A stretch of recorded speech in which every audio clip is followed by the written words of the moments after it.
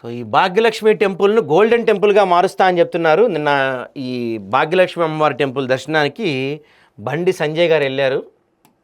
మనకి ప్రతి సంవత్సరం ఈ దీపావళి వేడుకలప్పుడు భాగ్యలక్ష్మి అమ్మవారి ఆలయం కిటకిటలాడుతుందండి. అక్కడ ఈ వాటిని ఏమంటారు, వెండి నాణ్యాలు కదా, వెండి కాయిన్స్, అమ్మవారివి వెండి కాయిన్స్ పంపిణీ చేస్తారు.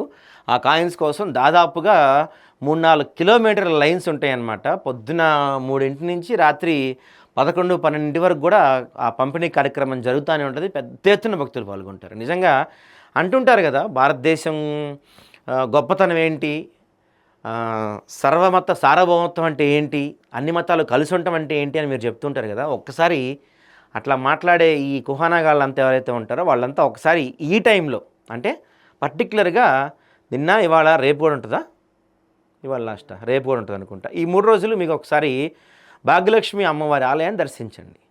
చుట్టుపక్కల మొత్తం నమాజులు జరుగుతూ ఉంటాయి, ముస్లిమ్స్ ఉంటారు, హిందూ గుళ్ళల్లో పూజలు జరుగుతూ ఉంటాయి. లైన్లలో నుంచుంటారు కదా, ఇక్కడ అమ్మవారి దర్శనానికి వచ్చిన భక్తులు లైన్లలో నుంచున్న వాళ్ళకి ముస్లిం వాళ్ళు వచ్చి వాటర్ బాటిల్స్, ప్రసాదాలు లాంటివి పంచుతుంటారు. మీరు చూడండి ఎప్పుడైనా. దేవుడు ఏదో కొంతమంది ఓ బ్యాచ్ ఉంటుంది చూసారా, పేరు ఎందుకులే కానీ మీరే అర్థం చేసుకోండి, టచ్ అని చెప్పి ఓ బ్యాచ్ ఉంటుంది అనమాట. సో ఈ టచ్ బ్యాచ్ ఏం చేస్తారంటే, ప్రసాదం తింటే పాపం, ఇంకేదో లోకాలకి పోతాం, ఇంకేదో అయిపోతాం అని చెప్తూ ఉంటారు. కానీ ఇక్కడ చూస్తే మీరు ముస్లిమ్సే స్వయంగా ఎవరైతే ఈ లైన్లో నుంచొని ఉంటారో వాళ్ళకి ప్రసాదాలు ఇస్తుంటారు, వాటర్ ఇస్తుంటారు, వాళ్ళు ప్రసాదాలు స్వీకరిస్తుంటారు. అది భారతదేశ గొప్పతనం. తెలియకపోతే ఒకసారి వెళ్ళండి, 3 రోజులు ఉంటుంది, చక్కగా మంచిగా ఉంటుంది.